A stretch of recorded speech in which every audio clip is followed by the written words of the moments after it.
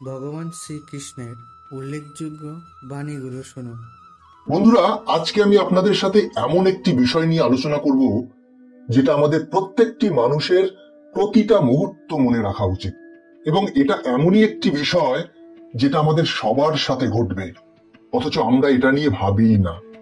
সেটা হলো মৃত্যু। আপনার মৃত্যু কবে হবে আপনি কি জানেন? আপনি কি জানেন মৃত্যুর আগে ঈশ্বর আমাদের 4বার সংকেত দেয়? অধিকাংশ মানুষ সেটা বুঝতেই পারে না। কিছু মানুষ আছে যারা বুঝতে পারে। এই 4টি সংকেত কি এবং কিভাবে বোঝা যাবে, এই বিষয়টা নিয়েই আলোকপাত করব। একটি কাল্পনিক গল্পের মাধ্যমে বোঝানোর চেষ্টা করব। তাই আজকের ভিডিওটা খুবই গুরুত্বপূর্ণ হতে চলেছে। ভিডিওর কথাগুলো খুব মনোযোগ সহকারে শুনুন এবং আত্মস্থ করার চেষ্টা করুন। তাহলে চলুন শুরু করা যাক। এক গ্রামে এক ধূর্ত ব্যক্তি সপরিবারে বসবাস করতেন। সেই ব্যক্তি পেশায় ছিলেন একজন ব্যবসায়ী এবং প্রচন্ড চালাক। সেই ব্যক্তিটির প্রচন্ড পরিমাণে মৃত্যু ভয় ছিল। ওনাকেও একদিন এই সংসারের মায়া মমতা সবকিছু ত্যাগ করে মৃত্যুকে গ্রহণ করতে হবে, এটা তিনি কিছুতেই বিশ্বাস করতেন না। ফলে তিনি মনে মনে ভাবলেন তার প্রখর বুদ্ধির সাহায্যে মহাকাল অর্থাৎ যমরাজকে নিজের বন্ধু বানিয়ে নেবেন, যাতে নিজের মৃত্যুর সময়টাকে দিনের পর দিন বাড়িয়ে নিতে পারেন। মৃত্যু যেন ওনার কাছে এসেও আরো বেশি করে সময় নিয়ে নেয় ওনাদের এই বন্ধুত্বের খাতিরে। পরিকল্পনা অনুযায়ী তিনি মহাকালের সাথে ভালো বন্ধুত্ব গড়ে তুললেন। একদিন মহাকালের সাথে গল্প করতে করতে তিনি মহাকালকে বললেন, তুমি কাউকেই রেহাই দাও না, তাই না? সময়ের ফেরে তুমি সকলকেই নিয়ে চলে যাও তোমার সাথে। তাহলে তো একদিন আমাকেও তোমার সাথে মৃত্যুপুরীতে নিয়ে চলে যাবে, তাই না? মহাকাল তখন বলল, এটা প্রকৃতির নিয়ম। এই পৃথিবী পৃষ্ঠে জন্ম হলে মৃত্যু হবেই। আমি না চাইলেও এই দায়িত্ব আমাকে পালন করতেই হবে, প্রকৃতি মাতার সাথে তালে তাল মিলিয়ে চলার জন্য।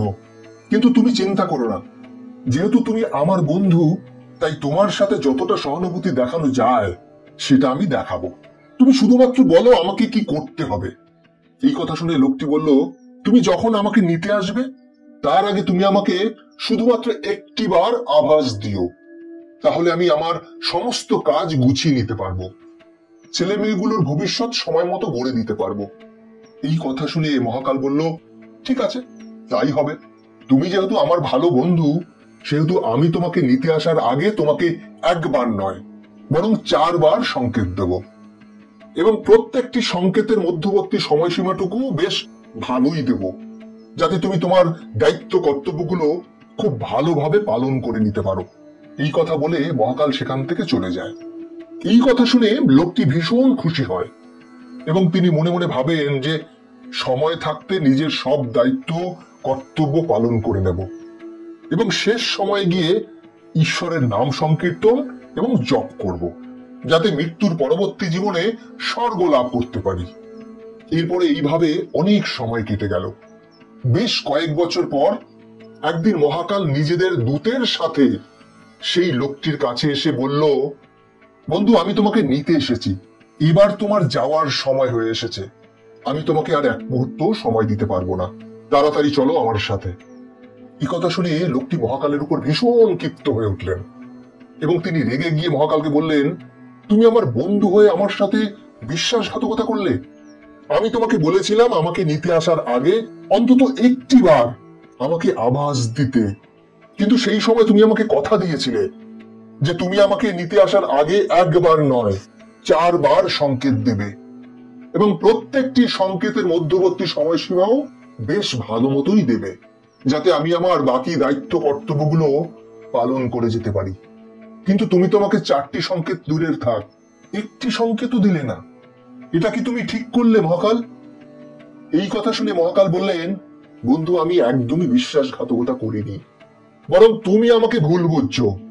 আমি তোমাকে নিতে আসার আগে কথা অনুযায়ী 4বার তোমাকে সংকেত দিয়েছিলাম, কিন্তু প্রত্যেকবার তুমি আমার সংকেতকে তোয়াক্কা না করে তুমি তোমার ইচ্ছা অনুযায়ী কর্ম করে গেছো। এই কথা শুনে লোকটি ভীষণ অবাক হয়ে গেলেন এবং তিনি বললেন, এ কি বলছো তুমি? তুমি আমাকে কখন সংকেত দিলে? মহাকাল তখন বলল, ভালো করে মনে করে দেখো তো, প্রথমবার আমি যখন তোমাকে সংকেত দিয়েছিলাম তখন তোমার চুলে অল্প অল্প পাক ধরেছিল। তখন তোমার কালো ঘন চুলগুলো পাকতে শুরু করেছিল, কিন্তু তুমি তোমার সেই পাকা চুলগুলোকে রং করে তোমার বয়সটাকে ধরে রাখার জন্য অবিরাম চেষ্টা চালিয়ে গেলে। আমার প্রথম সংকেত তুমি বুঝতে পারলে না। এটা দেখে আমার ভীষণ মায়া হলো তোমার উপর। ফলে আমি কিছুদিন পর আমি তোমাকে দ্বিতীয় সংকেত দিলাম। আমার দ্বিতীয় সংকেতের জন্য তোমার দৃষ্টিশক্তি ধীরে ধীরে দুর্বল হতে লাগলো, কিন্তু তুমি আমার সেই সংকেতকেও তোয়াক্কা না করে মোটা মোটা কাচের চশমা পরে নিজের দৃষ্টিশক্তিকে সবল রাখার চেষ্টা চালিয়ে গেলে। এরপর আমি খুব হতাশ হলাম। তুমি আমার বন্ধু হয়েও আমার একটা আভাসও বুঝতে পারছো না। ফলে আমি বছর খানেক পর আরো একটা সংকেত দিলাম তোমাকে। আমার তৃতীয় সংকেতে তোমার মুখের ভিতরে থাকা দাঁতগুলো দুর্বল হয়ে পড়তে লাগলো। তুমি ঠিকমতো খাবার খেতে পারছিলে না এবং এক এক করে দাঁতগুলো পড়ে যাচ্ছিল। তখন আমি তোমাকে এটাই বোঝাতে চেয়েছিলাম যে এবার তোমার সময় ঘনিয়ে এসেছে, কাজেই তুমি তোমার দায়িত্ব কর্তব্যগুলো তাড়াতাড়ি শেষ করার চেষ্টা করো। কিন্তু তুমি আমার তৃতীয় সংকেতটাকেও বুঝলে না। তুমি তোমার মুখের কৃত্রিম দাঁত লাগালে এবং কৃত্রিম দাঁতের সাহায্যে এই জগতের খাবার দাবারের স্বাদ ভোগ করার জন্য তুমি ঈশ্বরের নাম সংকীর্তন করতে যেতে না। ফলে আমি শেষ এবং চতুর্থ সংকেতটি দিলাম তোমার শরীরে রোগ ব্যাধি সৃষ্টি করে, যাতে তুমি এবার পুরোপুরি বুঝে যাও যে তোমার হাতে আর সময় বেশি নেই। কিন্তু তা সত্ত্বেও তুমি আমার দেওয়া কোনো সংকেতই বুঝতে পারলে না। অহংকার বশত তুমি আমার পাঠানো সমস্ত সংকেতগুলোকে তুচ্ছ তাচ্ছিল্য করে দিয়েছিলে। ফলে এখন তোমাকে আমার সাথেই যেতে হবে। এটাই প্রকৃতির নিয়ম। প্রকৃতির নিয়ম কেউ কখনো লঙ্ঘন করতে পারে না। এই কথা শুনে লোকটি চিৎকার করে কাঁদতে লাগলেন এবং আফসোস করতে লাগলেন মহাকালের পাঠানো এই সংকেতগুলো তিনি বুঝতে পারেনি বলে। নিজের সমস্ত দোষ স্বীকার করে তিনি মহাকালকে বললেন, আমি একদমই বুঝতে পারিনি যে এইগুলো আমার মৃত্যুর সংকেত ছিল। আমি প্রতিদিনই ভাবতাম যে আর একটু সময় যাক, তারপর না হয় ঈশ্বরের কাছে মন্দিরে যাব, ঠাকুরের নাম নেব, ঈশ্বরের নাম কীর্তন করব এবং আমার উপার্জিত ধন সম্পত্তিগুলোকে আমি সৎ উপায়ে খরচ করব। সেই সময়টা আমার আর আসলো না। মহাকাল তখন বলল, তুমি অসৎ উপায়ে সৎ মানুষদের টাকা পয়সা আদায় করেছো, এর ফল তোমাকে ভোগ করতেই হবে। এই কথা শুনে লোকটি ভীষণ ভয় পেয়ে গেলেন এবং মহাকালকে বলল, আমি তোমাকে আমার সমস্ত সম্পত্তি দিয়ে দিচ্ছি, তুমি আমাকে ছেড়ে দাও, আর কয়েকটা দিন আমাকে দাও।